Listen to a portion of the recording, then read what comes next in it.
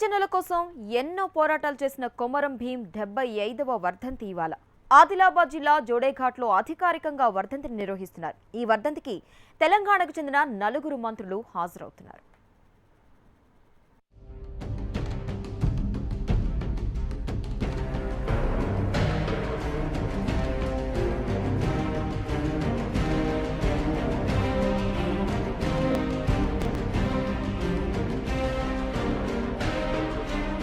నాటి ఆసిఫాబాద్ జిల్లాలో గిరిజన గోండు దంపతులకు కొమురం భీం జన్మించారు. గిరిజన గ్రామాలలో అటవీ అధికారుల దౌర్జన్యాలు, దోపిడీలు పెరిగిపోయాయి.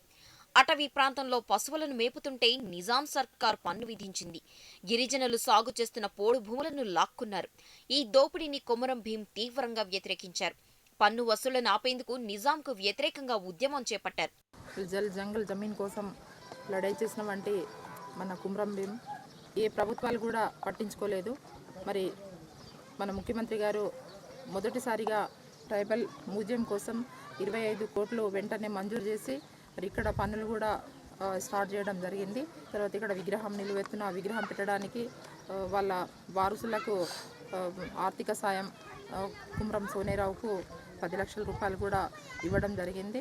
కొమురం భీం వర్ధంతి సభ సందర్భంగా జోడేఘాట్ ముస్తాబైంది. ముఖద్వారాలు, సమాధి నిర్మాణాలను పూర్తి చేశారు. ఈ వర్ధంతి సభకు 4 మంత్రులు హాజరు కానున్నారు. భీం సమాధికి ప్రత్యేక హంగులు కల్పించారు. వివిధ శాఖలకు సంబంధించిన స్టాళ్లను ఏర్పాటు చేస్తున్నారు. హట్టి నుంచి జోడేఘాట్ వరకు రహదారికి మరమ్మతులు చేశారు.